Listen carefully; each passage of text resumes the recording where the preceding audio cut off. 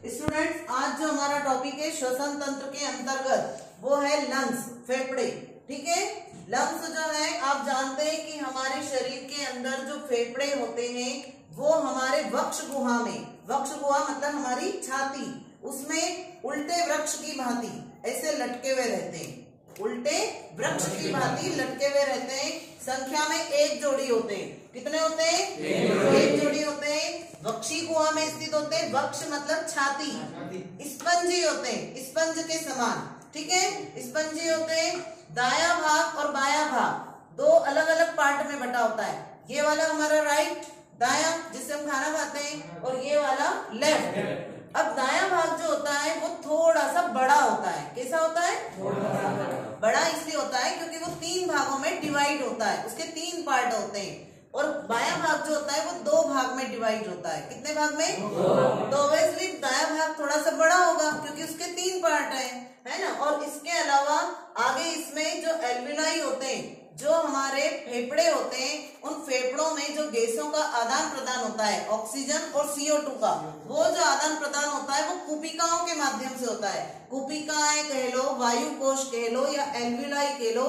अंगूर के गुच्छों के समान संरचना, समझ लो एक अंगूर का गुच्छा है पूरा, उसको समझ लो वो है कुपिकाएं। उसके अंदर पूरी खोखली जगह, ठीक है ना। आपने देखा होगा इलेक्ट्रॉनिक सामान आते हैं जिसमें पैकिंग आती है, तो वो जो पैकिंग आती है वो पैकिंग, जिसकी पैकिंग रहती है प्लास्टिक की पॉलीथीन जो रहती है, वो कैसी रहती है, उसको हम जब दबाते हैं तो पट पट आवाज करके फूटती है ना। इसी तरह इनमें भी एयर से होती है। तो ये एल्विलाई जो होते हैं, ये कितने एल्विलाई होते हैं? एक में 30 करोड़ एल्विलाई होते हैं। दोनों को मिला के लगभग 60, 70, 75 के लगभग जो है करोड़ एल्विलाई इसमें पाए जाते हैं फेफड़ों में।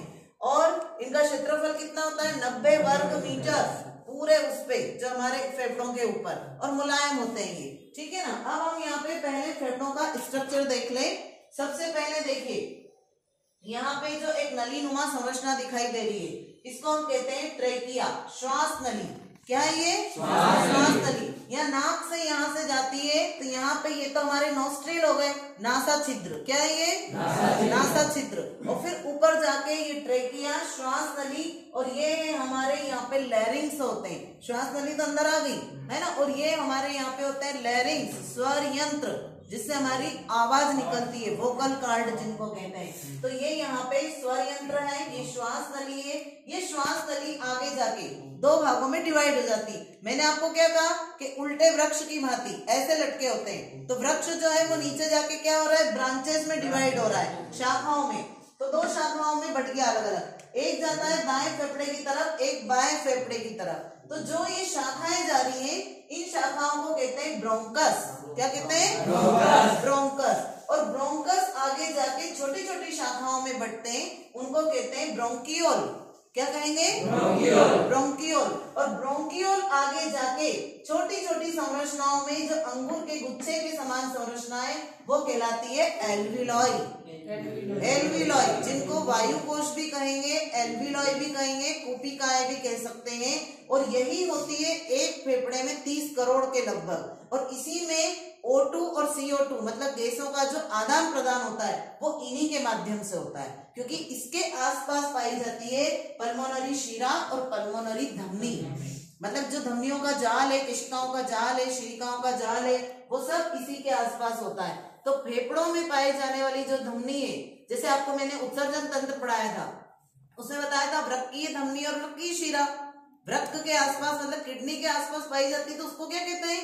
वृक्कीय धमनी और वृक्कीय शिरा। ऐसे फेफड़ों में पाई जाने वाली धमनी और शिरा फुफ्फुसी धमनी और फुफ्फुसी शिरा हिंदी में, और इंग्लिश में कहते हैं पल्मोनरी धमनी और पल्मोनरी शिरा। तो ये इसके आसपास पाई जाती है और यही गैसों के आदान प्रदान में मदद करती है, मतलब ऑक्सीजन को लाना और CO2 को ले जाना, है ना। ये इनका काम है। तो समझ में आया?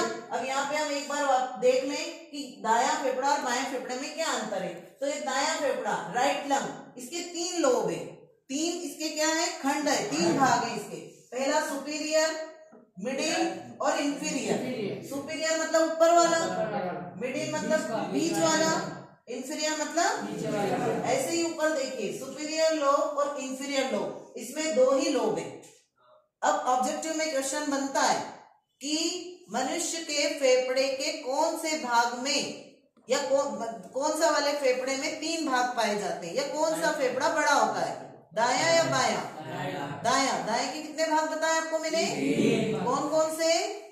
Superior, middle, inferior. Superior, middle, inferior. और इस वाले में 2 ही होते हैं, सुपीरियर, इंफीरियर। ठीक, क्लियर? ये श्वास नली आके दोनों फेफड़ों में खुलती है और यहाँ से हम सांस लेते हैं, यहाँ से ये दोनों फेफड़ों में जाती है। दोनों फेफड़ों में जो शाखाएं जा रही है उनको कहते हैं ब्रोंकस। ब्रोंकस आगे जाके छोटी छोटी शाखाओं में बढ़ते हैं जिन्हें हम कहते हैं ब्रोंकियोल। और ब्रोंकियोल आगे जाके खुलते हैं एल्वियोलाई में। और एल्वियोलाई जो होती है अंगूर के गुच्छों के समान संरचना होती है। और एक फेफड़े में लगभग 30 करोड़ एल्वियोलाई होती है। और इन एल्वियोलाई के आसपास पूरी धमनियों, शिराओं, शिरिकाओं, कोशिकाओं इनका जाल होता है। और मुख्य रूप से पल्मोनरी धमनी और पल्मोनरी शिरा पाई जाती है जो गैसों के आदान प्रदान में मदद करती है, मतलब O2 और CO2 का परिवहन।